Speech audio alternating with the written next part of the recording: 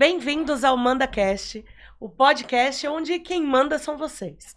Hoje temos a presença aqui da Nath Thalita, palmas para ela.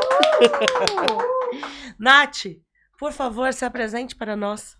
Boa noite a todos, eu sou a Natália Thalita, eu sou empreendedora e publicitária e nascida e criada aqui na região de Praia Grande. Maravilha, e a Nath tem uma história, que é por isso que ela veio mandar a história dela aqui pra gente.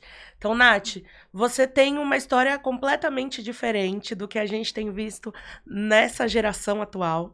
Você é uma mulher autista, e uma mulher autista com quantos anos?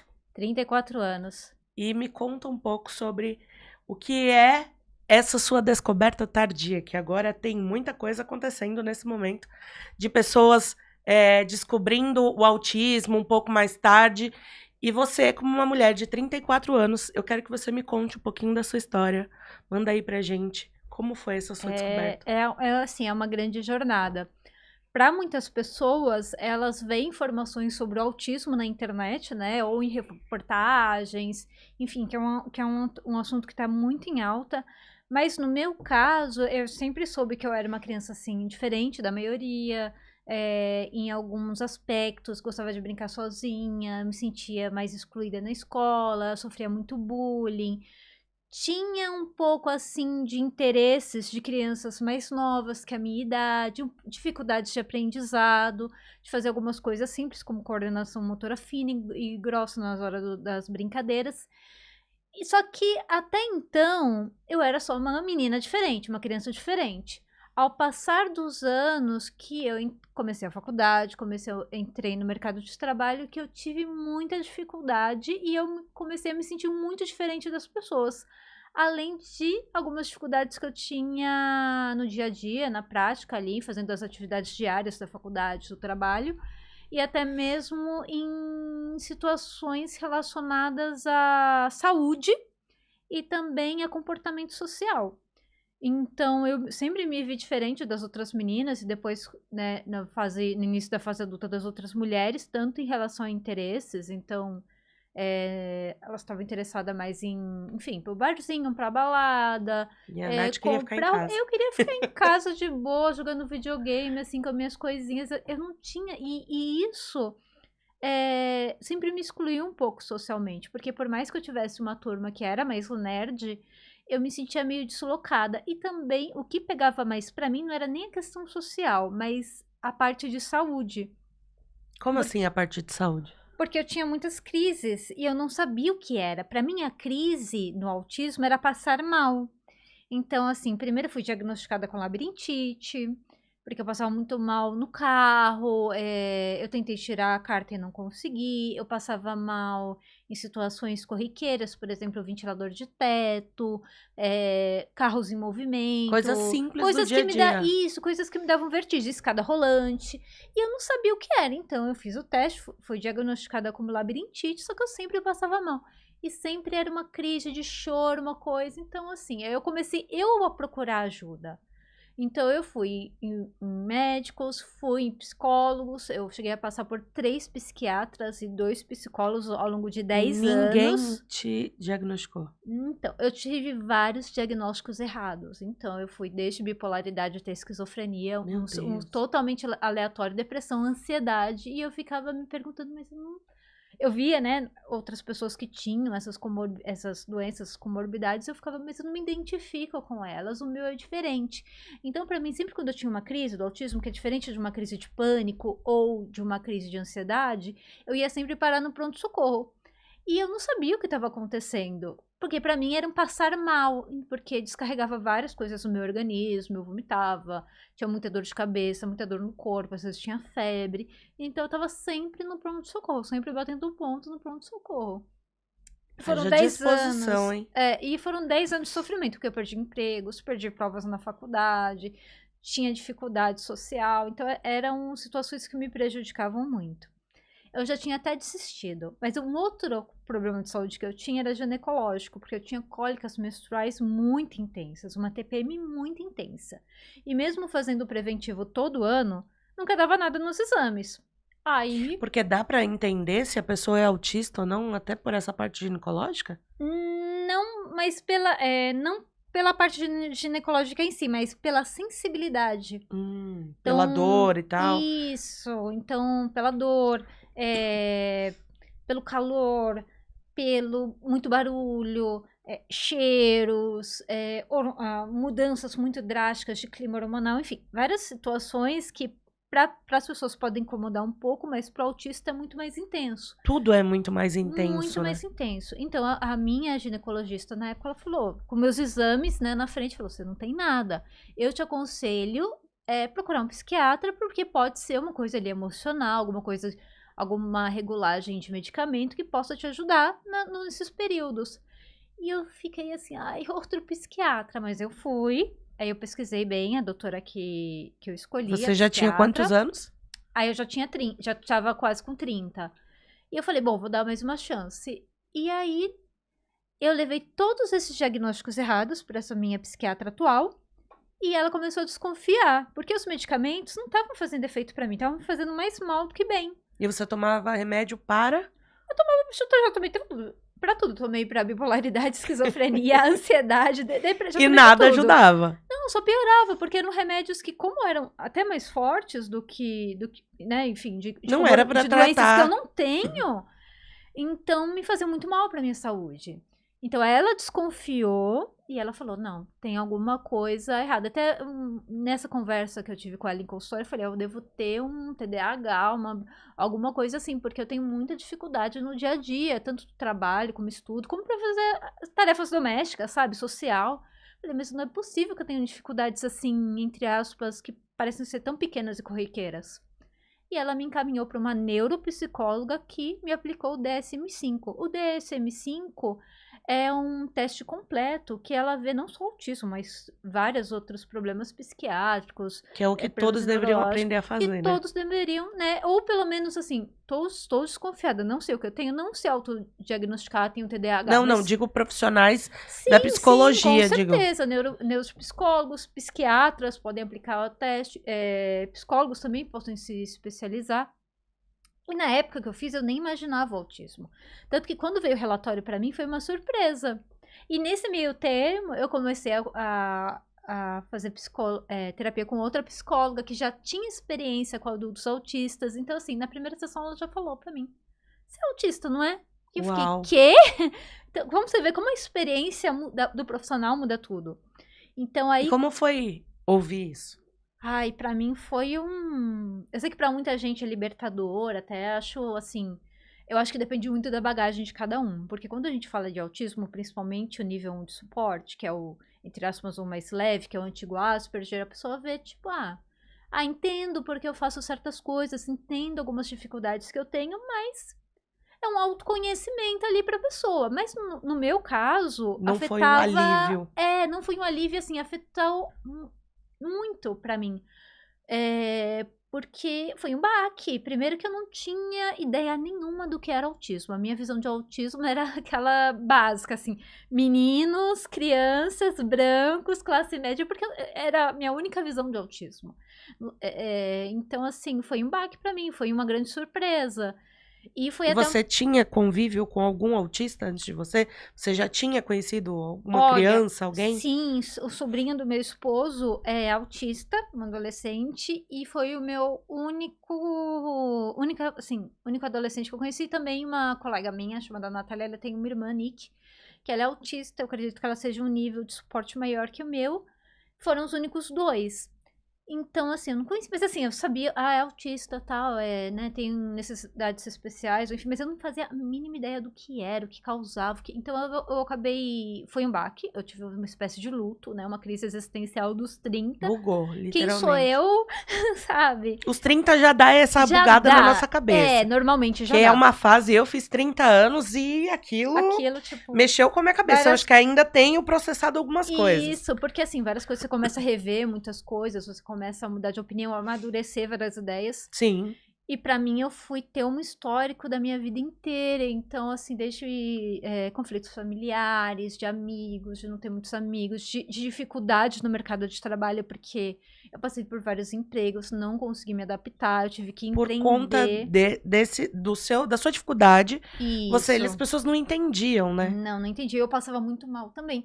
E por coisas pequenas, tipo barulho alto, som, muita reunião, porque como eu sou publicitária, a gente faz muitas reuniões. Então, assim, muita reunião me deixava esgotada, me deixava com crise no final do dia.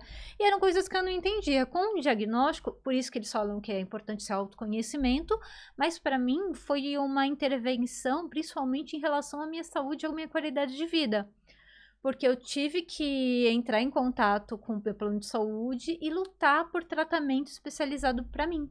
Isso a gente vai chegar Vamos lá. lá, Pera vamos lá, lá. pera lá. Vamos lá. Mas você tá me falando de que. Eu esqueci o termo que você usou, que são graus de autismo.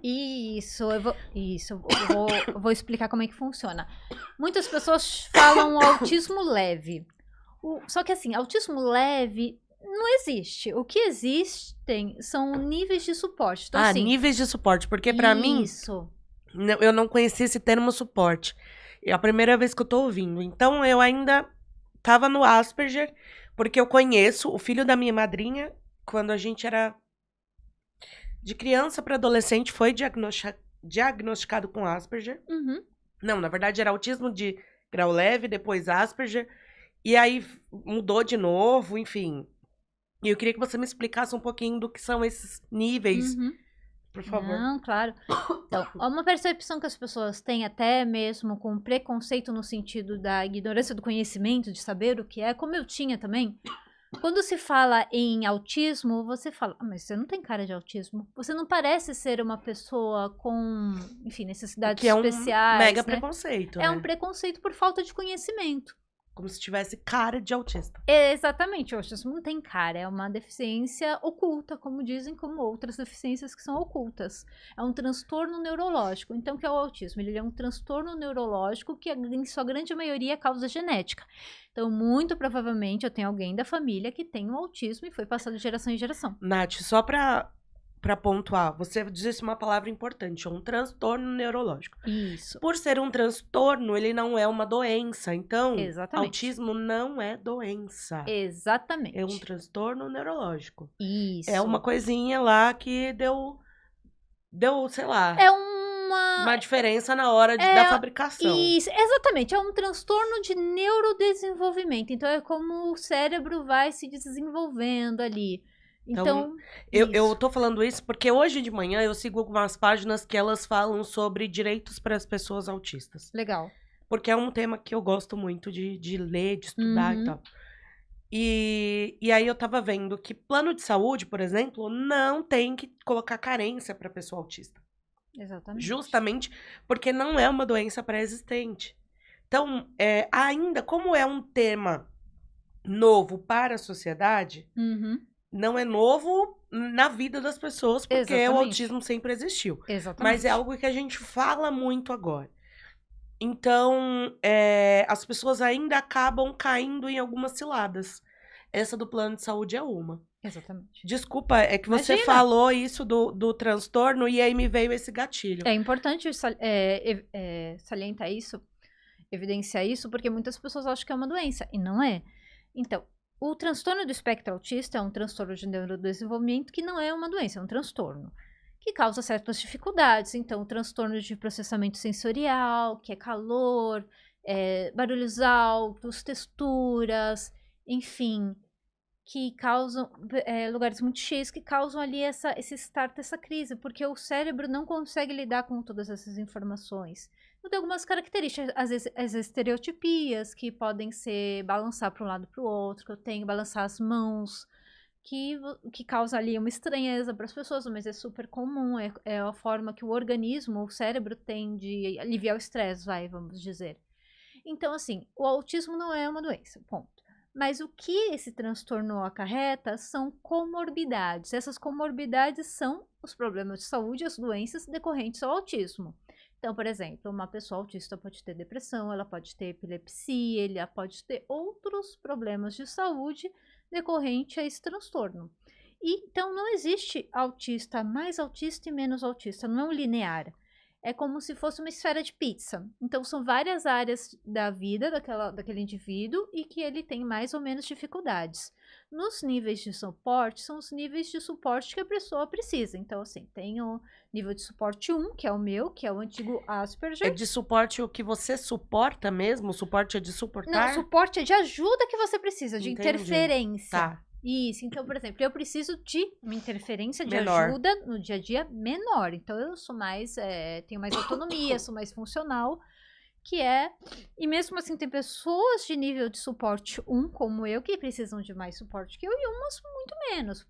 Por exemplo, a Letícia Sabatella, que teve o diagnóstico aos 50 anos, né, foi entrevistada pelo Fantástico, ficou muito em evidência o caso dela. As pessoas falaram sobre isso, sobre diagnóstico tardio em adultos. Para ela foi um autoconhecimento, ela é nível 1 também, e ela viu as dificuldades que ela tinha, como o teatro fez a diferença para ela, como ela acabava se afastando das pessoas por não ter esse tato social. Então, mas para outras pessoas que são nível 1, precisam mais até de suporte, no meu caso, intervenção de terapia, mesmo na fase adulta. Então, depende muito do caso. Tem pessoas nível 1 de suporte que conseguem dirigir, eu não consigo. Eu consegui aprender a me expressar bem, a comunicar, graças à faculdade também, que eu fiz de publicidade e comunicação, mas tem muitos autistas nível 1 de suporte que têm essa dificuldade na comunicação e na fala. Então, assim, dependem muito. O nível 2 de suporte precisa de um suporte mais substancial, de repente precisa de uma intervenção ali na escola também, ou na faculdade, precisa de mais apoio. Um pouco maior. Isso, de uma dificuldade de falar um pouco maior. Tem mais uma comorbidade. O nível 3 precisa ainda mais de suporte, ainda mais substancial, tem ainda mais dificuldades. São 3 níveis. 3 níveis de suporte. O 3 é o que a gente chama de severo. Isso. E é errado falar que é autista severo?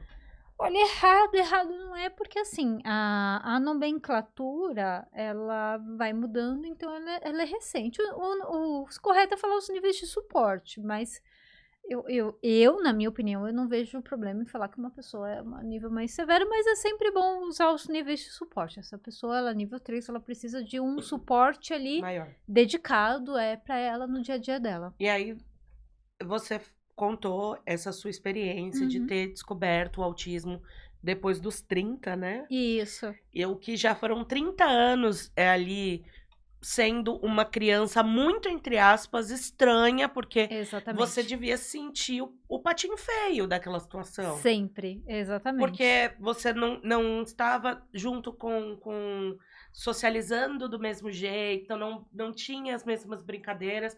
Então era tida realmente como patinho feio. Depois de 30 anos vem o diagnóstico, pá! E aí pra você, ao invés disso ser nossa, me entendi, foi um botão do bugar, né? Exatamente, foi um botão do bugar. Porque eu pensava assim, nossa, eu já cheguei na terapia, até terapia, quando o profissional não consegue, não é preparado para entender sobre o autismo, até o psicólogo não me entendia. Então, assim, para mim não funcionava a terapia antigamente. Diferente de hoje, que a minha psicóloga, ela entende, né? Ela tem experiência com autismo, ela estuda, ela sabe sobre isso. Então, ela consegue entender porque eu faço certas coisas, porque que os sentimentos para mim são diferentes. Então, assim, para mim foi um baque muito grande, porque eu sofri muito na vida, passei por muitas dificuldades em vários aspectos da minha vida. Então, para mim foi um baque ali, um luto. E o que te levou a ser uma ativista nessa causa? Porque hoje você já é uma mulher conhecida, inclusive nas redes sociais, você já tem um perfil que tem um número considerável de seguidores, só falando de autismo. Isso. E aí, hoje você é considerada uma ativista. Pode ser, né? Criei aqui uma terminologia nova. Altivista. Isso. Altivista, autista. Mas eu quero entender como é que você chegou nesse lugar de ativista. Eu queria ajudar pessoas como eu. Então eu fiquei pensando, cara, eu queria muito ter tido essa intervenção antes. Não culpo minha família, porque na época, nos anos 90, não tinha esse conhecimento. Eu teria um diagnóstico? Teria um diagnóstico com síndrome de Asperger naquela época, mas não tinha as intervenções e o conhecimento que a gente tem hoje. E eu sei que tem muitas pessoas que passam por esse tipo de dificuldades e que ainda não conseguiram ter esse acesso ao conhecimento. Se eu tivesse tido informações sobre autismo antes e pudesse me identificar, Você de tinha passado por repente eu coisas tive menos exatamente, constrangedoras. ou eu já teria ido num especialista, num profissional que, bom, deixa eu ver se eu sou mesmo isso. Vou num profissional que tem essa experiência, que tem essa expertise, para ele me avaliar, para ver se eu sou ou não. Mas como eu não tive, então eu pensei, cara, eu preciso muito levar informação. E assim, a internet é um mar de fake news e desinformação. Então ainda tem muita desinformação sobre autismo, tem muito preconceito e aquilo mexeu comigo. Eu já tenho meio que uma veia ativista e eu falei, eu preciso fazer alguma coisa, eu preciso ajudar pessoas como eu. Porque eu ainda tô, entre aspas, num local hoje atual de privilégio. Eu tenho um esposo que é o meu suporte em tudo. Eu consegui empreender, então hoje eu sou empreendedora, tenho meu próprio negócio, consigo fazer meus horários, consigo trabalhar em casa, no cowork, aonde eu quiser, consigo fazer pausas entre reuniões, entre atividades, de trabalho. Então, assim, eu tenho uma vida ali um pouco mais estável do que eu tinha Você anteriormente. conseguiu adequar a sua realidade, Exatamente. o seu trabalho, à sua vida, à sua condição. Exatamente, me respeitando, respeitando os meus limites Porque e é também essencial adequando. isso, né? Sim, Se a partir do exatamente. momento que as pessoas não conseguem entender, porque hoje o grande problema é que a sociedade, principalmente as pessoas mais velhas do que nós, Uhum. não estão acostumadas a lidar com os autistas. Não. E aí a descoberta de adultos autistas, isso vai fazer uma revolução no mercado de trabalho. Exatamente. E são coisas assim simples que as empresas podem adotar. Não é nada assim muito, nossa, eu vou ter que mudar a política da minha empresa, vou ter que mudar tudo, a minha estrutura. Não. Às vezes você sabe que você tem um colaborador que tá dentro do espectro, coloca ele num ambiente mais reservado, mais tranquilo, com menos intervenções sonoras. Você vai ter menos pressão para aquele colaborador de ter que fazer aquela reunião que poderia ser um e-mail. Então, assim, são coisas simples que dá para se adequar, que não precisam de investimento financeiro, que não precisam ali de um super treinamento. É só uma empatia, só um respeito. E você vai, assim, os autistas têm várias características que são benefício para as empresas. Então, a rigidez cognitiva, que é ter sempre uma rotina certinha, gostar de rotinas, gostar de horário, ser responsável, ter o seu planejamento, ter o seu foco quando está fazendo alguma coisa. Então, assim, tem vários aspectos positivos que a empresa ganha com um colaborador autista. Então, são poucas intervenções. É que realmente a falta do conhecimento É o que é, preconceito, né? é esse preconceito, que é essa barreira. Então, hoje, a luta do ativismo também é para isso. Hoje, muito se fala das crianças, então, se fala da intervenção escolar, que é você ter um suporte maior, das escolas serem preparadas para terem mais O que elas paciência. não estão, né? Porque Não eu tinha o, estão. o, o Pedro muito próximo de mim. E o Pedro, Exatamente. ele hoje é diagnosticado com TDAH, mas ele tem um estudo para saber se ele também tem o Tá no espectro. processo de descoberta, sim. E foi um processo muito difícil aqui no Brasil, porque agora ele não tá mais aqui. Sim. Mas enquanto ele estava no Brasil, a gente chegou a procurar outras escolas. Porque ele estudava numa escola onde Uhum. ele chegou com um cordão de girassol e a professora tirou o cordão dele, levou na diretoria e perguntou para que era aquilo, por que ele tinha que usar aquilo. Ou Triste. seja, uma professora em 2023 ainda não sabe o que é o cordão de girassol. Então a gente procurou outras escolas e nenhuma escola estava preparada. Exatamente. Quando a gente ia visitar, eu falava assim, olha, mas tem uma questão. E isso ficava pra mim, que era eu que falava. Uhum. Tem uma questão, ele é uma criança neurodivergente, porque eu fui aprender a entender. E o Pedro não é meu filho, mas eu abracei o Pedro como se fosse. Então, pra mim, era importante que ele, mesmo que não fosse eu que estivesse pagando, pra mim era importante que ele estivesse Sim. numa escola onde ele fosse ser entendido. E minha mãe foi educadora, minha mãe foi professora, eu nasci dentro de uma escola, literalmente. Então, pra mim, educação é algo muito importante. E eu perguntava: vocês estão acostumados a lidar com criança neurodivergente? Vocês sabem lidar com TDAH? Ah, não. E aí tem escola que fazia de alguma forma para tentar fugir. Isso. E assim, eu soube de 2 escolas na cidade, particulares, que sabem lidar com as Uhum. pessoas autistas. Inclusive mãe de autista que fala que mesmo a escola sabendo, dão lição, porque tem isso, a criança também não consegue fazer todas as lições, Minha mãe fala, ó, ele vai fazer o que ele conseguir, o que ele não conseguir, ele não vai fazer. Mesmo a escola sendo acolhedora, ela ainda passa o mesmo tanto de lição. O Pedro não sabe fazer prova, ele tem 7 anos, não sabe ler e escrever. Ele conhece as letras, Uhum. conhece tudo, mas mandar ele juntar sílaba pra ele ainda não rola. Mas se você falar as coisas com ele, ele consegue. Então, ele tem uma aprendizagem diferente, a prova dele tinha que ser diferente, e ele tinha pânico de ir pra escola em dia de prova, porque ele sabia que ele não ia conseguir Sabia fazer. que eu também tinha isso. O que que acontece? Existe realmente essa falta de conhecimento das escolas. Foi por isso também que eu entrei no ativismo, para poder ajudar não só as escolas, mas pais, professores, mercado de trabalho, o que eu puder, mas assim, eu não sou profissional, não sou especialista. Eu posso compartilhar a minha vivência e o que que seria, que eu sei, o que seria bom para pessoas como eu. Então, por exemplo, para os pais, uma pergunta que eu recebo muito é: o que que é a crise? O que que a criança sente? E eu tento descrever o que é a crise, porque a criança ela não consegue expressar o que ela está sentindo. Principalmente aqueles que têm eu esqueci o termo.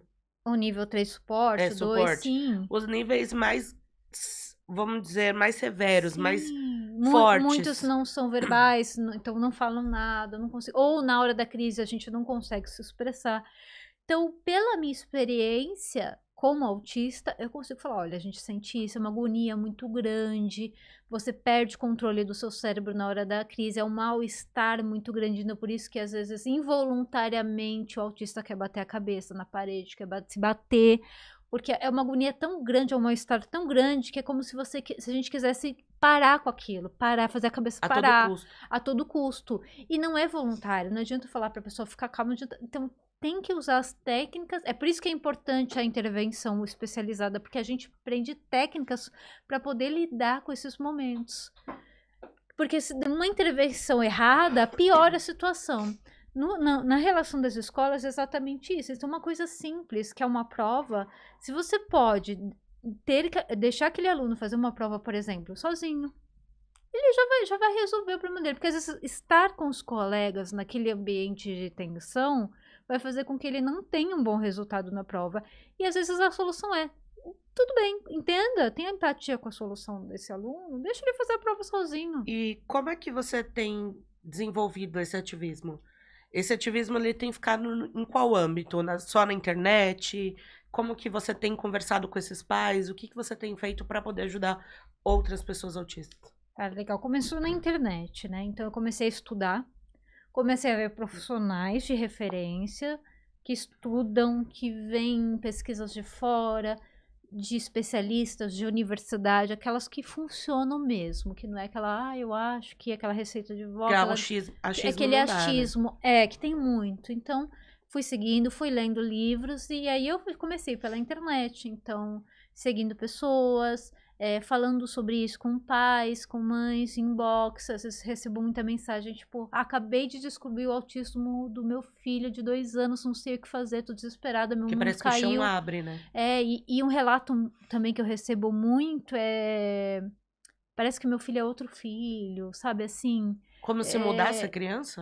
assim, porque ela pensa, o pai pensa que tem uma criança, entre aspas, sem nenhum problema, saudável. E quando ela descobre que ela é autista, é como se fosse: agora eu tenho uma outra criança que com necessidades especiais, eu preciso ir com ela na terapia. Então, assim, muda a visão do pai e da mãe. Parece que é isso.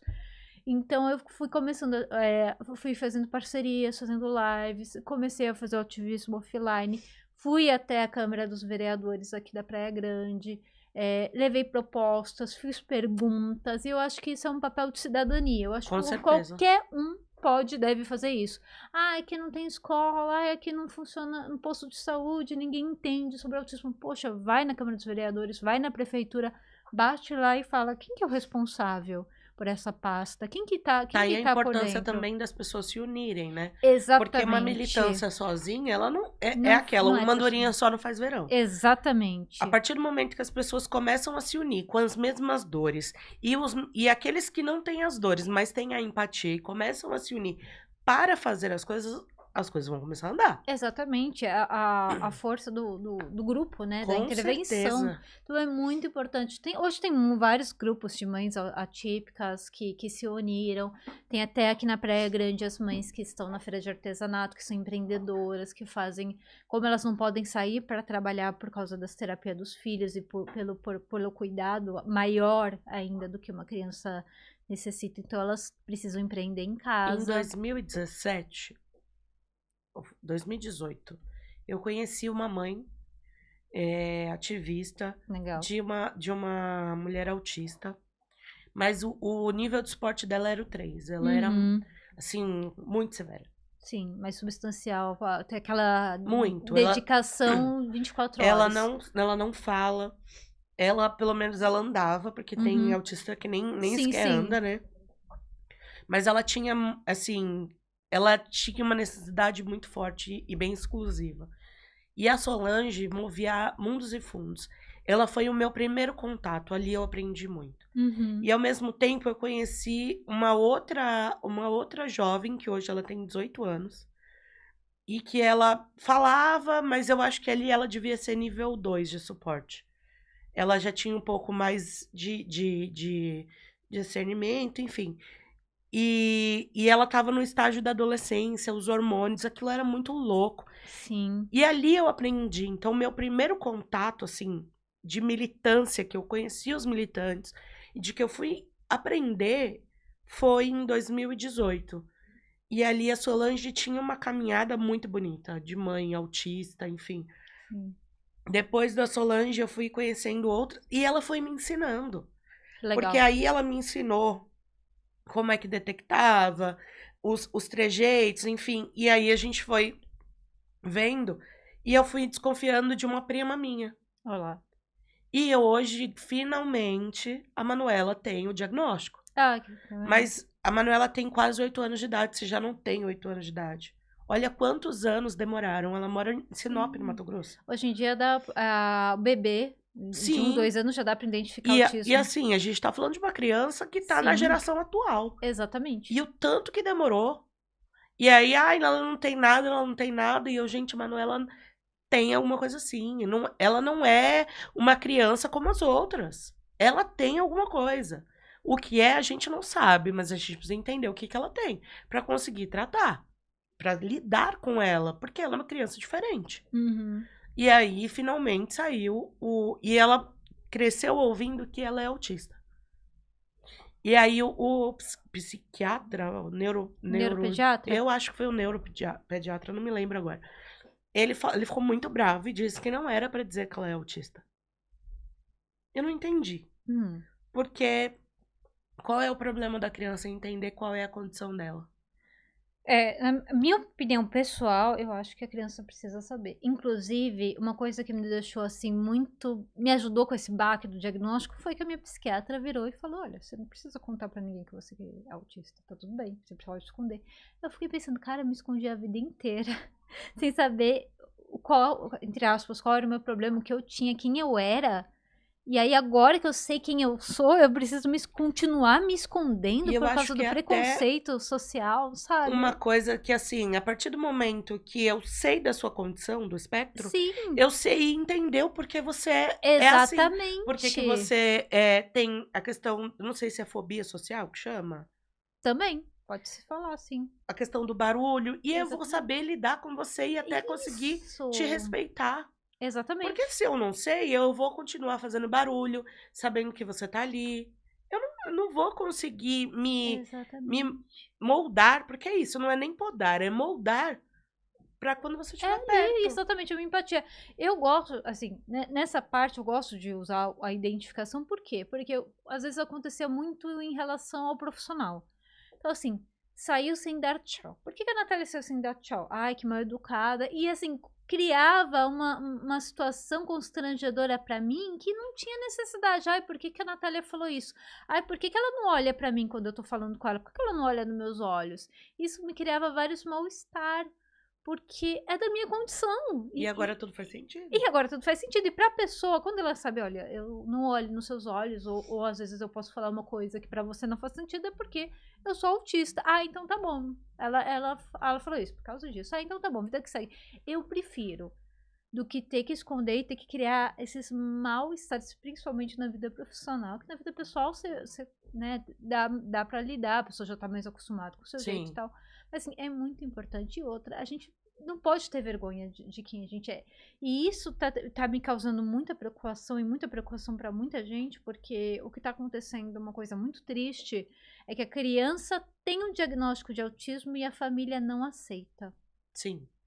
Ou omite. Eu até entendo que, por exemplo, pra escola, muitas escolas falam que é autista, não quer nem saber. Não, que a gente não tem como lidar.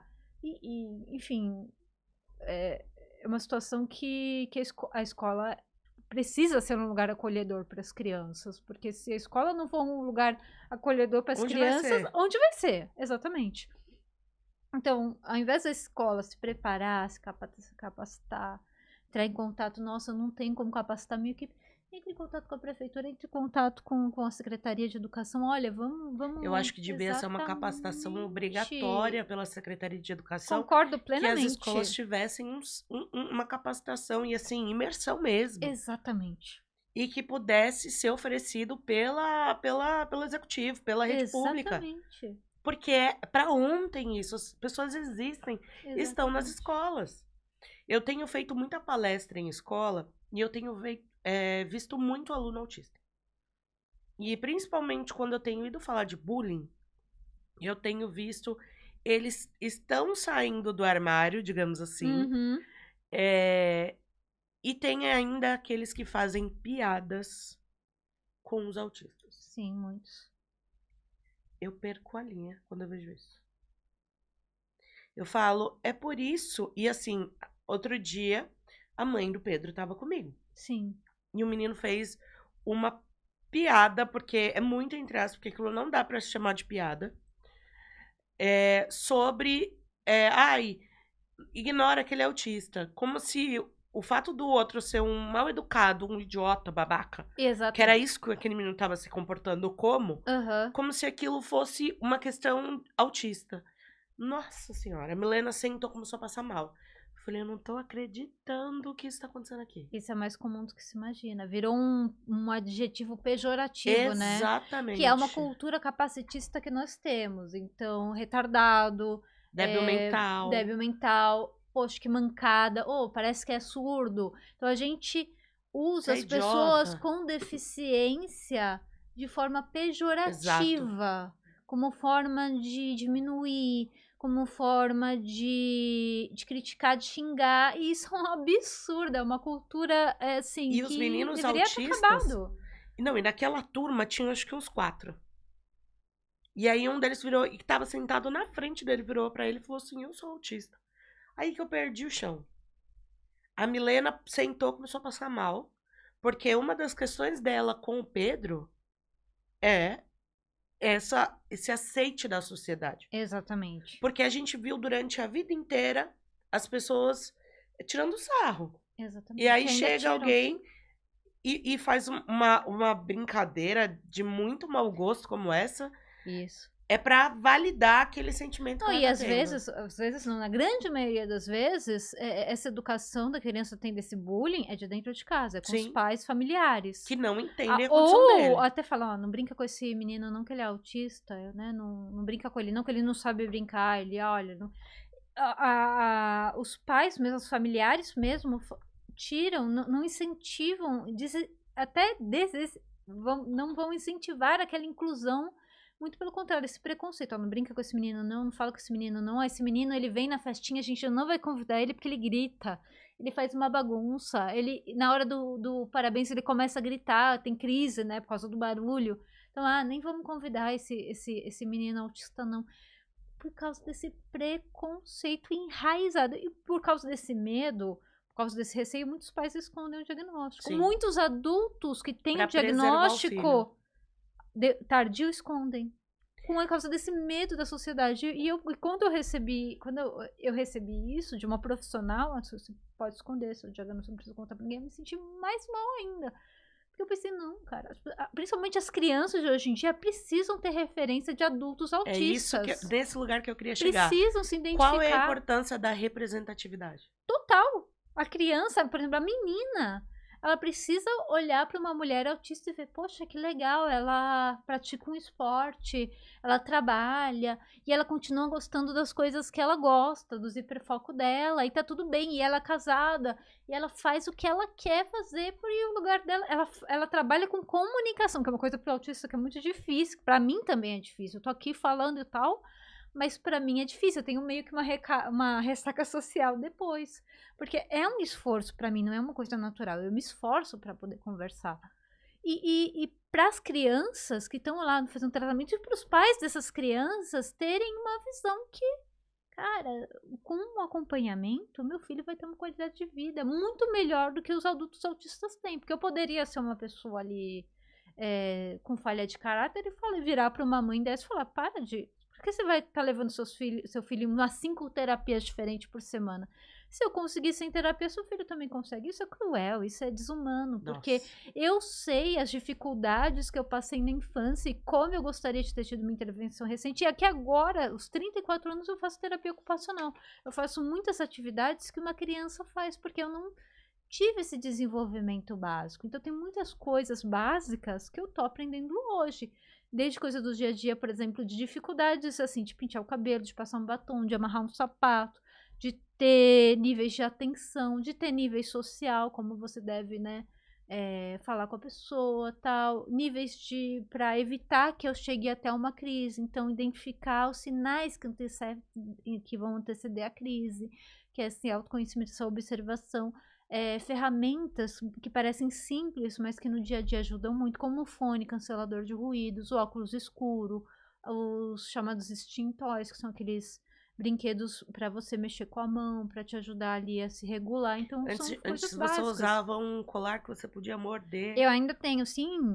E pra mim foi muito difícil, porque eu demorei mais de 1 ano pra aceitar esse colar. Porque uma das minhas estereotipias que me machuca, porque assim, a estereotipia é natural, ela não pode ser podada, porque faz parte de quem nós somos. Então o flapping, né, que eles chamam de balançar as mãos, se balançar para um lado para outro, é a forma de nosso organismo se regular. O que a gente não pode é se machucar com elas. Então uma estereotipia que eu tenho que me prejudica é morder a língua como se fosse um chiclete. Ui. E a bochecha, então isso me causa várias aftas, vários machucados, eu tô sempre com a boca machucada, então isso é uma coisa que me prejudica. Então o mordedor é pra eu morder o mordedor e não morder a boca. Então é uma ferramenta. E pra mim, eu tinha esse preconceito comigo mesma. Eu falei, cara, eu tenho 30 e poucos anos nas costas, eu vou usar um mordedor. Ou é bebê ou é cachorro o mordedor, né? Mas aí a minha terapeuta foi trabalhando isso comigo. Olha, vai ser importante pra você. Ela insistiu tanto que eu falei, então tá bom, eu vou experimentar. E tá sendo ótimo pra mim. Que bom. Então, assim, são coisas simples que parece que não é bobeira isso, mas faz toda a diferença na qualidade de vida. Então, a qualidade de vida, que é o ponto-chave, quanto mais cedo essas crianças tiverem intervenção, respeito, acolhimento, melhor. E enquanto a sociedade não entender que essas crianças vão crescer, a gente vai ter toda essa geração de crianças autistas perdidas, que elas não vão conseguir se adequar ao mercado de trabalho, não vão conseguir se adequar à vida, aos estudos, à profissão que elas escolherem, à sociedade em forma geral, e vão sofrer muito mais preconceito. Então é isso que a gente também trabalha no ativismo. Olha, é importante a gente cuidar das crianças na infância agora, com essas intervenções, com esse cuidado. Mas se a gente não olhar também para os adultos autistas, para os jovens autistas e para os idosos autistas, a gente vai barrar, a gente vai ter uma geração de todas essas crianças que vão chegar na vida adulta e vão sofrer preconceito. Arrasou. Então a gente precisa trabalhar tudo em paralelo. A infância, o mercado de trabalho, social, levar informações sobre o cordão girassol, por exemplo, que é uma ferramenta básica, escolas, poder público, empresas, tudo, saúde, tudo ao mesmo tempo. Nath, incrível. Você falou agora... Eu não tenho nem o que dizer depois disso que você acabou de falar. Mas antes da gente continuar nosso papo, eu quero agradecer. Imagina. a todas as pessoas que estão colaborando para que esse podcast esteja no ar. Sim. A Larúbia, que faz essa pizza incrível de massa artesanal. Sem comentários, é só pedindo mesmo, provando para que vocês entendam o que eu tô falando. Ao GM Coworking, que também, se não fosse por ele, a gente não tava aqui agora. Rec das Festas, que faz as minhas camisetas, que faz as nossas as Lindíssima. canecas. Ativa 9, empresa em que a Nath é uma das empreendedoras. Muito obrigada pela confiança. Esqueci de alguém? Acho que é isso. Acho que é isso, né? É isso aí. Misericórdia. Vamos Então, lá. bora. E outra coisa, eu quero te agradecer também, porque eu sei o quanto é difícil para você, como você acabou de falar, de conseguir estar aqui falando durante todo esse tempo. Eu sei o quanto é duro para você, Mas é importante. mas a causa para você vale esse esforço. É isso Com que dá para certeza. entender. Exatamente. E isso só demonstra o quanto é bonito essa sua entrega para a causa, que é a sua Muito causa obrigada. Isso autista. aí. Eu quero saber das iniciativas que você faz, que você participa, quais são os projetos que você está à frente, que você participa. Legal. Me conta um pouco mais sobre isso. Bom, hoje eu tenho algumas parcerias com alguns profissionais que eu faço lives esporádicas. Também me coloquei à disposição das escolas, da Secretaria de Educação de Saúde, para levar palestras para as escolas de forma Importante. gratuita, voluntária. Eu vou lá, falo com os Já pais. te chamaram? Ainda não, mas eu tô aguardando, já tenho lá, já tô quase marcando na agenda. Para falar tanto com os pais quanto para os alunos, porque são meios de comunicação e abordagens diferentes.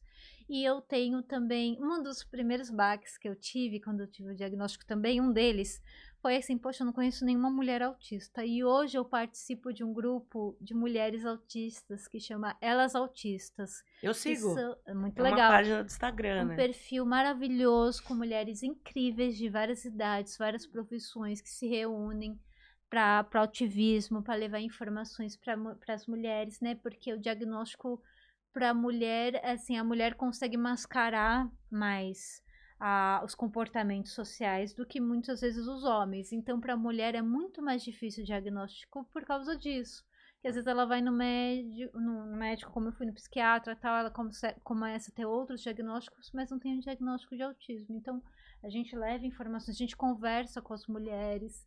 Então, é um grupo maravilhoso que eu tenho muito orgulho de fazer parte. E um beijo para todas as meninas que estão lá. Maravilhosa. E hoje eu participo de organização de eventos, de propostas, já escrevi algumas propostas também para a prefeitura, para secretarias responsáveis, e o que o pessoal precisar de mim, pais, professores, terapeutas que tiverem alguma dúvida, que quiserem conversar com alguém para entender como é que é o dia a dia, por exemplo, seletividade alimentar, que eu tive muito também. Então é só entrar em contato comigo pelo meu Instagram, Nath Thalita, com THI, que o que eu puder ajudar, eu vou ajudar com o maior prazer. Nath, você falou de uma questão que é a seletividade alimentar. Isso. Como que acontece isso dentro das escolas hoje? Então, hoje tem uma lei municipal que eu tive o prazer de participar também no processo de aprovação dessa lei, que é, como eu te falei, intervenção simples, deixar o aluno levar o seu alimento para a escola. Porque não podia antes. Porque não podia antes, ou enfim, por falta de vontade do profissional de pegar. conhecimento também, tipo, né? uma vontade do profissional ir esquentar a marmitinha da criança ali, manejar o almoço, e exatamente por isso, por falta de conhecimento. Porque não é uma frescura. Diferente de uma criança que um dia quer comer saudável e outro dia ela quer comer batata frita, mas ela come o saudável. Nós autistas, nós temos problemas com texturas, sabores. Então, por exemplo, eu tive muito problema com seletividade alimentar. Para mim foi um processo de reeducação alimentar, assim, muito gradual, que demorou anos. Por exemplo, eu não comia arroz por causa da textura do arroz. Eu comecei a comer arroz depois dos 30 anos. Ô, louco. Exatamente, e assim, e não tem explicação por macarrão. Eu adoro macarrão, mas se for macarrão parafuso, meu cérebro buga, ele não aceita. Então, assim, A criança, se ela não comer na escola, ela vai ficar com fome, né? Que ela, quando ela E quiser, como quando a ela... sua família lidava com essa seletividade? Porque a gente tá falando de uma geração dos 90, que a gente não Meus falava de pais não autismo. entendiam, eles achavam que era frescura minha. Enfim, recebia muita bronca, né, na época, então era visto como frescura, e não era.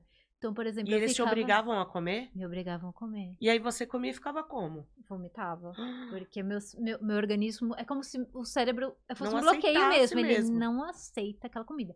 Eu já fiquei dias só passei o dia inteiro com um copo de Nescau, vai, um Meu copo de Deus. achocolatado, que era uma das poucas coisas que eu comia. Então, isso é muito comum em crianças autistas e muitas vezes é visto como frescura. E se a criança não se alimenta direito, se ela não tem uma intervenção com um nutricionista, por exemplo, que entende, que vai ali fazer, por exemplo, vai ali, ele não está comendo uma cenoura. Vamos tentar cenoura cozida, vamos tentar um purê de cenoura, vamos tentar uma cenoura ralada, porque às vezes, dependendo da Da textura, forma. a criança consegue comer. Às vezes não é o sabor, é a textura, às vezes não é, às vezes é o tempero. Então, com uma intervenção profissional cedo, a criança começa. E assim, criança que não come, ela não vai estudar, ela não vai Sim, se desenvolver nas terapias. Então, isso é um item que é muito dá importante. pra aprender a comer. Da forma certa. E cada autista é único. Então, um profissional que vai assistir aquela criança vai observar. As E necessidades isso vai específicas dela. conseguir orientar a família. Olha, família, vê se fazer ou alimenta assim, faz dessa outra forma. Olha, vocês gostam desse tempero, mas a criança ela não consegue comer esse tempero.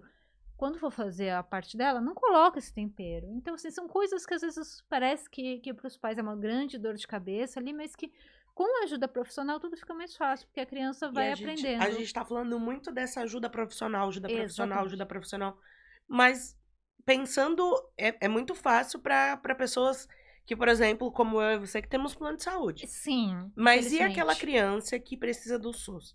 Como é que tem sido esse acesso a terapias? Porque não é uma terapia, São são várias várias. terapias. Vários, neuropediatra, É médico em cima fono, de médico, e aí você tá me falando fisioterapia. de nutricionista para poder entender essa alimentação. E aí?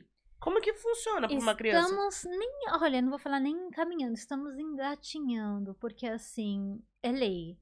Para nós autistas, nós temos por direito esse acesso aos tratamentos, porém essa lei não é cumprida. Então, cabe ali a união das famílias, dos autistas, por isso que tem tanta organização, tem tantos grupos, para cobrar o poder público, olha. Precisa, não tem profissionais. Como é que a gente vai resolver esse problema? Olha, a fila está muito grande de espera para tratamentos. E cobrar o poder público. E não só cobrar, não ir só reclamar, mas acompanhar, levar soluções, tentar ajudar de alguma forma. Isso é muito importante. Falar com profissionais, olha, sobre a importância da especialização para os profissionais que já são do SUS. Então, tudo isso faz parte, assim, cobrar o poder público também pra gente é fácil. Mas, Hum, assim, ter que participar, ter que estar ativamente lá, sempre cobrando o poder público pra gente poder mudar essa realidade. E eu, é, tem algumas coisas que, por exemplo, que eu falei que a Solange me ensinou muito sobre o espectro, mas tem algumas coisas que são estereótipos, que são mitos. Eu Uhum. queria que você me falasse um pouquinho mais sobre isso, porque às vezes a Muito gente olha uma importante. criança e a gente fala, essa criança é um pouco diferente. Muito importante Será que ela é isso. autista? Mas como que a gente lida com isso? Exatamente. Como é que a gente sabe se é autista mesmo? Exato. Olha, começando pelos mitos. Existem muitos mitos e muitas fake news. Então, por exemplo, vacinas não causam autismo. Telas, Falam excesso de telefone, tablet não causam autismo. Nossa. Autismo é genético. É uma condição neurológica que sempre Aquela figurinha, existiu. a figurinha do WhatsApp que faz assim, sou eu agora. Então, assim, tem Cada coisa, muito, gente. muito, tem muita fake news, muita desinformação. Então, assim, o que que eu aconselho? Porque, assim, tem muita gente também que vê as características do autismo e pensa, sou autista. Aquele autodiagnóstico. Até para os pais, mesmo com as crianças, olha, minha criança tá andando de pontas de pé. Minha criança lá enfileira os brinquedos. Pronto, ela é autista, calma. Como é que a gente tem certeza que a pessoa é autista? O processo mais assertivo é, primeiro, apresentar essas características. Então, ela tem muitas características. E, sim, não são 5, 10, ela tem mais de 20, de 30 características. Essas características, eu sei que na infância é um pouco mais difícil de a gente observar, mas as características elas precisam ter um impacto real na vida da pessoa, principalmente do jovem adulto. Então, por exemplo, meu problema social me impede de arrumar um emprego, me impede de sair de casa, eu não consigo me dar bem com a minha família, eu não consigo me dar bem na escola, na faculdade. Então eu tenho um impacto real. Não, meu transtorno de processamento sensorial não me deixa ir no shopping, não me deixa ir no mercado. Eu tenho dificuldades reais. Esse é um outro ponto. Depois, quando você tem muitas características, e essas características estão te trazendo prejuízos, aí você vai no psiquiatra ou neuropsicólogo e solicita esse DSM-5, no caso de jovens e adultos. O jovem adulto, ele vai solicitar esse DSM-5, ele já vai ser uma avaliação completa de várias sessões. Com as crianças, é o neuropediatra, que também vai fazer várias avaliações. Isso não é uma avaliação só, não é uma consulta só que você vai receber o seu laudo. É necessário que o profissional acompanhe, por isso que é um processo demorado e tem que ser, precisa ser, porque eu já atendi uma mãe que desconfiava que a filhinha dela fosse autista. Ela tem ali idade pré-escolar de 6, 7 anos, e ela chorava muito para ir para a escola, ficava muito no cantinho dela, não falava muito, ficava muito amoadinha, não queria brincar, não comia direito. E a mãe tinha certeza absoluta que ela era autista. Ela levava pro médico e tal. Ela é minha filha autista, eu preciso do laudo dela para correr atrás de terapias.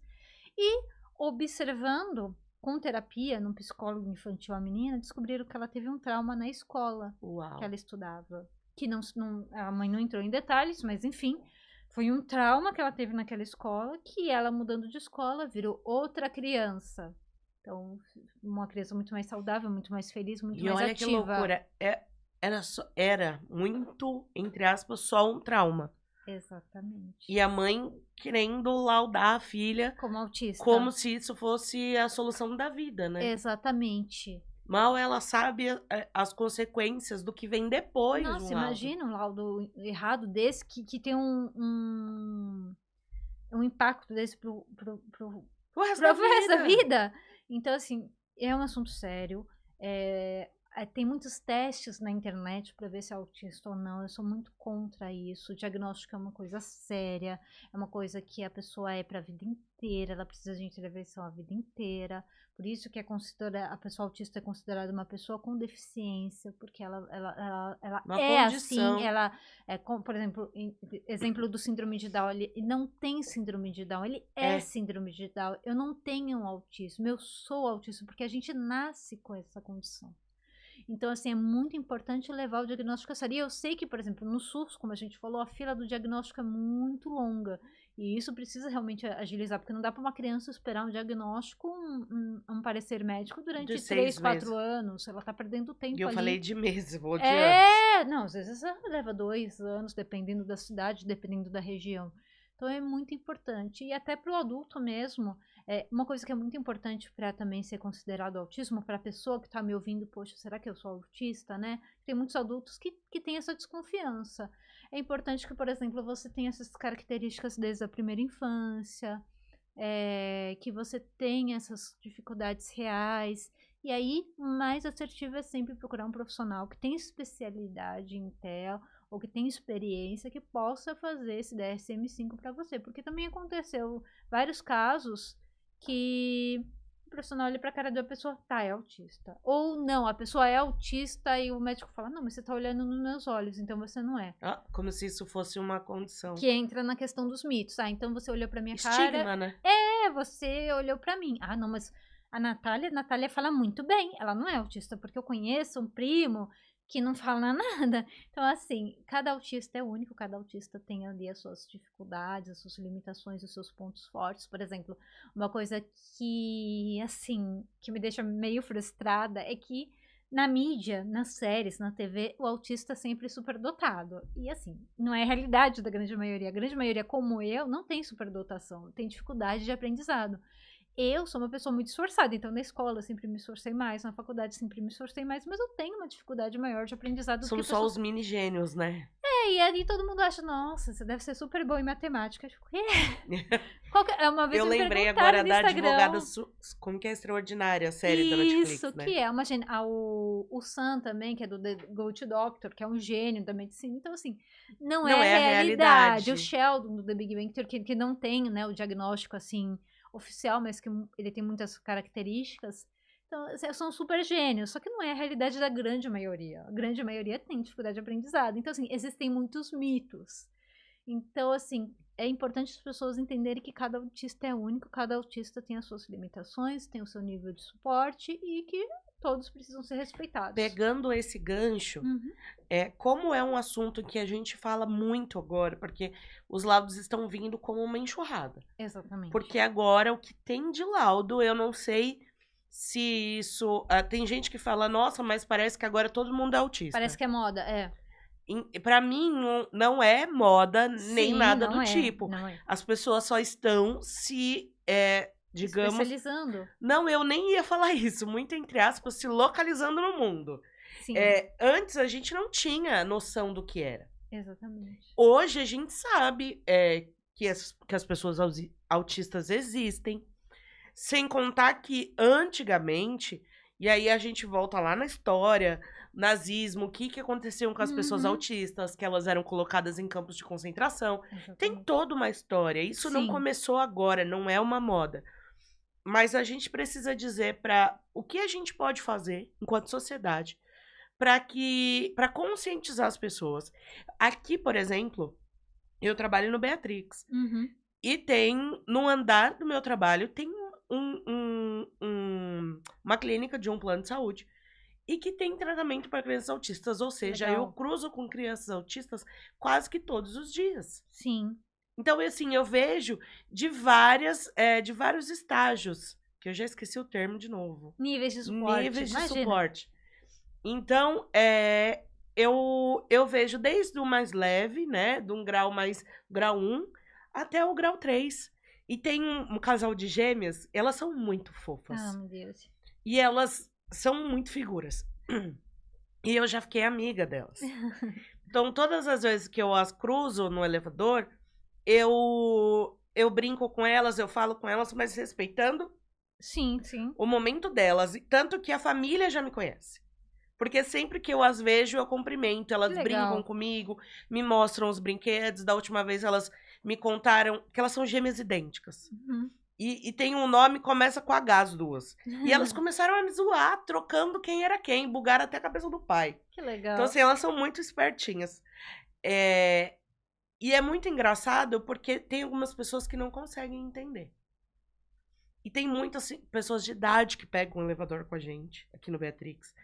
Então, às vezes, eu dou uns toques, assim, mas ela é autista. Pra pessoa entender que tem uma condição diferente. Que aquela pessoa é neurodiversa. Eu gosto muito de usar esse termo, neurodivergente, neurodiversa, Isso aí, que é pra não... correto. E até pra tirar um pouco dessa coisa do coitadismo, né? O capacitismo, não é nem capacitismo, é coitadismo esse mesmo. preconceito de, ai, tadinho dele. Sim. Pra tirar a pessoa dessa condição de coitado, de dó, não, ela só tem uma condição neurodivergente e a gente precisa entender. Exatamente. E assim, se não fica 5 minutos dentro do elevador, que custa você ter um pouco de empatia e paciência? Exatamente. Por exemplo, quando eu tô numa fila preferencial, que é um direito meu, porque assim, por exemplo, no shopping. No shopping ali tem som, tem barulho, tem cheiro, tem muita gente e é um ambiente propício a passar mal. Tanto que eu escolhi em shopping no horário que tá vazio, tipo segunda-feira, na hora do almoço, horários assim. E por isso que a gente precisa da fila preferencial também.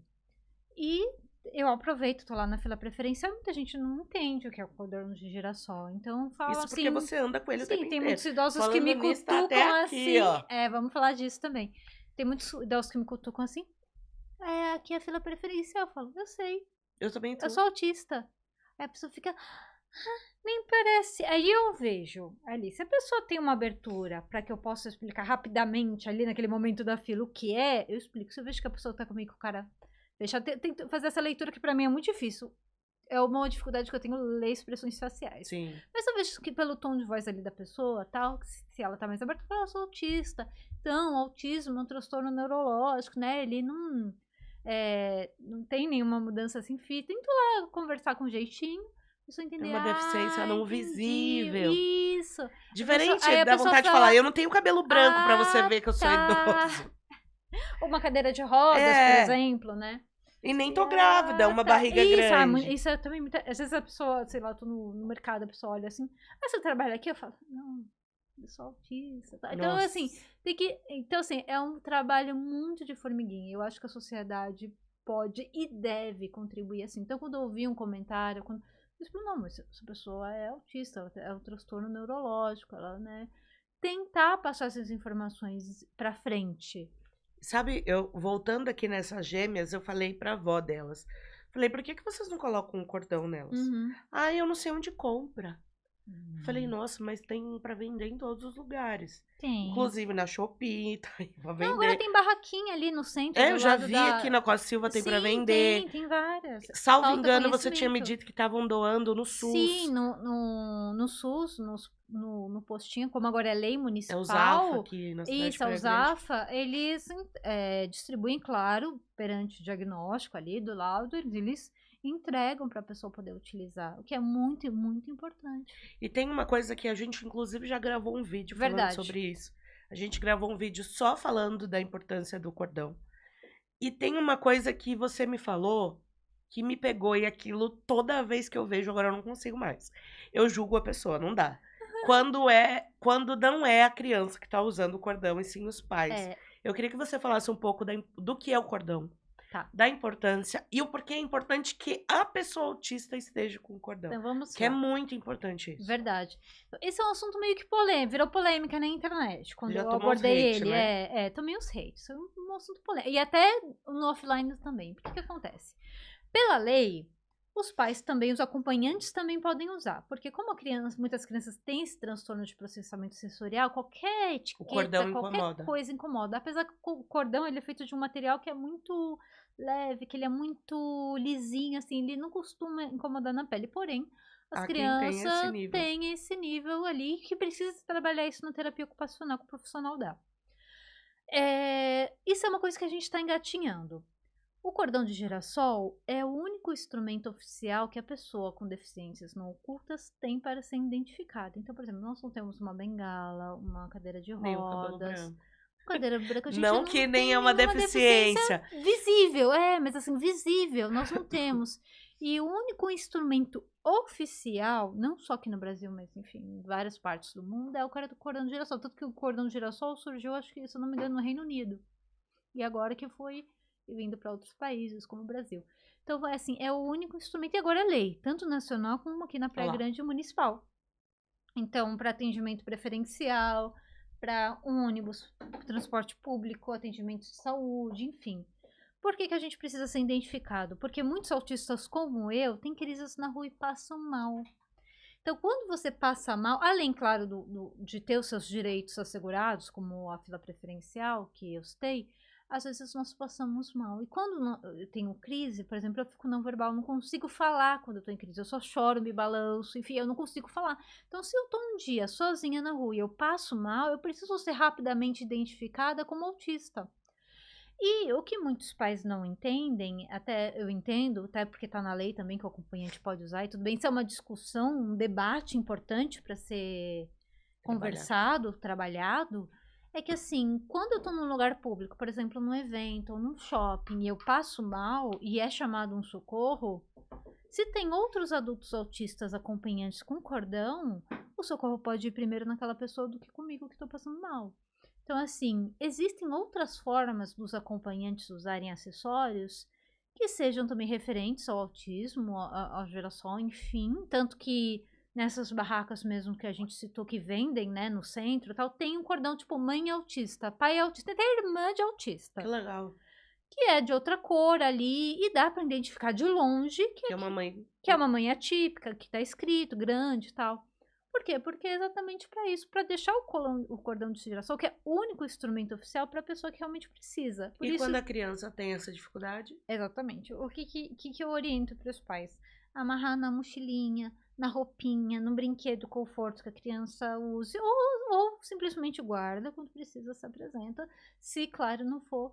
Mas o ideal é assim, que os pais conversem com a terapeuta da criança e falem, olha, eu acredito que seja importante que a criança comece a usar desde cedo, porque ela vai precisar usar na adolescência, na vida adulta, para ter uma autonomia. Então assim, a gente tá na rua, a gente precisa muitas vezes pegar um transporte público, um Uber, enfim, ir numa loja, no shopping, se virar, ir num posto de atendimento, ir na faculdade, no trabalho. E isso é importante, essa independência, essa autonomia. E essa ferramenta ajuda muito. Então, por mais que seja um assunto polêmico, que muitos pais queiram usar porque a criança não quer usar, entender isso, tentar, não, mas peraí, vamos ter essa empatia também, porque a minha criança também vai crescer, ela também vai ser um adulto, né? E o Então, dia que eu não estiver mais aqui? o dia que eu não estiver mais aqui, Que essa é uma entendeu? questão, né? É...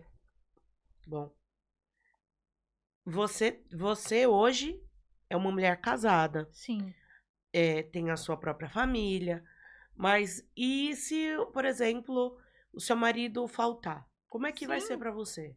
Porque exatamente. o que eu aprendi, me corrija se eu estiver errada, Claro. que a pessoa autista ela tem muita dificuldade pra sair da rotina. Então você tem hoje uma Sim, rotina. exatamente. E você tá acostumada com o seu marido estando ali porque No ele te dá um mega suporte. suporte. Mega em tudo. E, e se ele faltar? Como é que vai Exatamente. ser, Natália?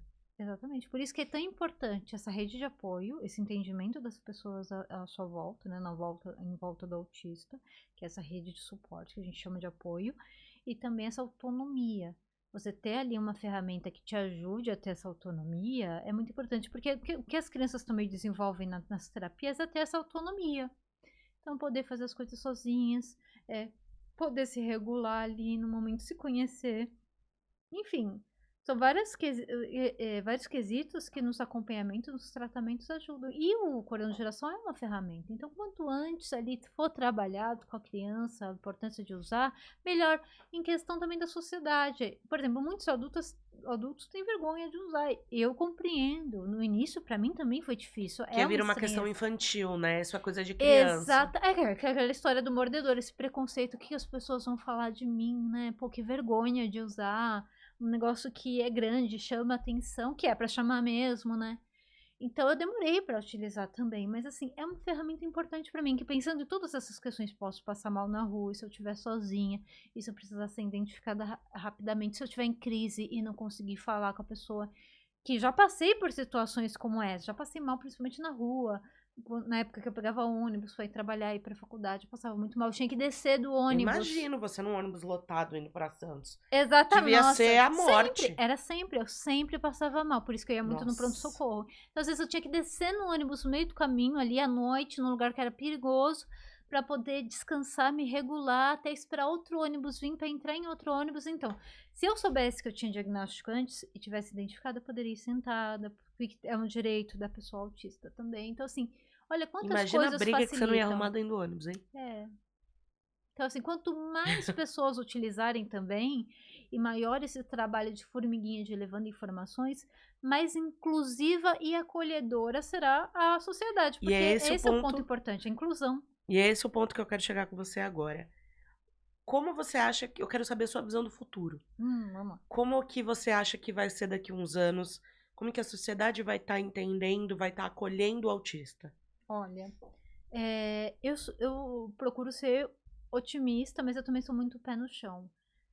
Se não houver uma intervenção agora, de também paralela trabalhar com a infância, com os tratamentos das crianças, se olhar para o jovem, adulto e idoso, essas crianças, quando chegarem, elas vão ter um baque, vão ser adultos e vão ficarem perdidas. Mas eu acredito que com o avanço, como a gente está tendo muito mais informações, muito mais acessos a novos tratamentos, novos profissionais se especializando, também o aumento dos diagnósticos de autismo, tanto crianças quanto adultos, é por causa da especialização desses profissionais, desse aumento de informações, as pessoas saberem mais o que é, procurarem na desconfiança, procurar um profissional para ver se ela é ou não. Então, isso tudo foi um ponto importante para esse aumento do diagnóstico. Então, eu acredito também que com o aumento dos estudos, dos fóruns, dos profissionais se especializando, das crianças, dos adultos, do ativismo, eu acredito que vai ser um mundo mais inclusivo, mais empático daqui a 10 anos, por exemplo. Muitos pais, quando me procuram para falar isso, ai, meu filho, eu tô com medo do futuro, tal, você não se adaptou ao mercado de trabalho, tem que empreender. Eu falei, sim, mas eu quero que seu filho empreenda, se ele quiser empreender, porque ele quer, não por necessidade, apesar que na realidade financeira, enfim, social do nosso país, muitas pessoas empreendem por necessidade, mas Sim. assim, é importante que a pessoa autista tenha essa escolha. Por exemplo, o sobrinho do meu esposo, ele tem muito mais estereotipias do que eu e tem muita mais dificuldade social.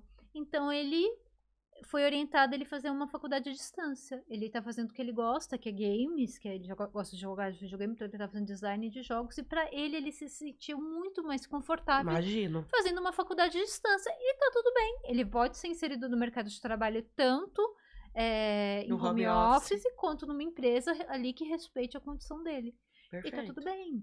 Agora tem autista que não, que é mais social, que numa faculdade adaptada ali, com suporte ali da coordenação, da diretoria, dos alunos, dos professores, ele vai conseguir se adequar. Porque uma coisa que eu costumo falar também é que assim, é cruel a gente colocar a pessoa que é neurodivergente, que tem um transtorno neurológico, num padrão também que pessoas que não têm a condição dela têm. Então, tipo, se vira aí. Não Então, dá. assim, os estudos, as provas são sempre formatados para aquele cérebro. Agora, a pessoa que tem um cérebro diferente, ela que se vire. Não.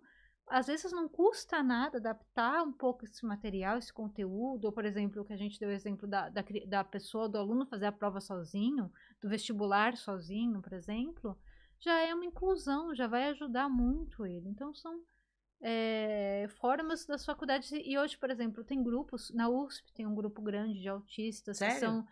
Porque o que São deve ter de autista com gênio certeza. dentro da USP. Eu conheço, inclusive, gente que conseguiu estudar lá. Gênios e também as pessoas esforçadas. Então, Sim. tem um coletivo, né, na USP, que são de alunos autistas, que são os familiares desses alunos autistas, e dos colegas, que não são autistas, mas Show. que apoiam o professor, porque ainda é muito difícil convencer muitos professores que, tipo, então, professor, você tem como Tem ali que fazer adaptar a diferente. prova? Olha, você tem como adaptar esse conteúdo? Você pode fazer esse Uma vez eu conteúdo tava fazendo lição com impresso? o Pedro. E ele tinha que escrever algumas coisas e ele não consegue. Isso. Só que ele, se você mandar ele copiar, ele vai copiar e ok. Uhum. Aí olhei pra mesa, assim, que ele tava numa fase em que a gente comprou muitos jogos pra ele. Uhum. Porque a gente entendeu que quebra-cabeça, o jogo da memória, eram jogos que estimulavam ele. E aí tinha um jogo de alfabeto, de formar palavra. Eu falei, eu já sei. Eu demorei 3 horas pra fazer lição com ele. Aí só tava eu e ele em casa, porque era. Se a mãe dele estivesse lá, não tinha acontecido, porque ela não tem a mesma paciência que Uhum. eu. Porque tem isso também. Você tem Tem. que ter uma certa disposição para fazer Sim, desta forma. exatamente. Então eu peguei aquele jogo com várias sílabas e colocava assim, falava, Pedro, agora você tem que montar a palavra que você vai escrever. Vamos escrever a frase aqui. Eu tentei juntar uma coisa lúdica, que foi a brincadeira, para fazer ele entender. Que aí ele ia juntar ali e depois ia copiar. Só que eu fui percebendo que até para ele pegar naquele monte estava sendo difícil.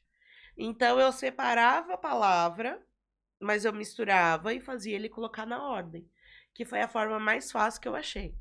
Mas ele tinha muita dificuldade, mas mesmo assim ele foi brincando e fazendo. Legal. Então aquilo foi uma forma que eu encontrei de ir adequando. Isso. Então, a gente falando de escola e falando disso, para mim, o professor vai ser o grande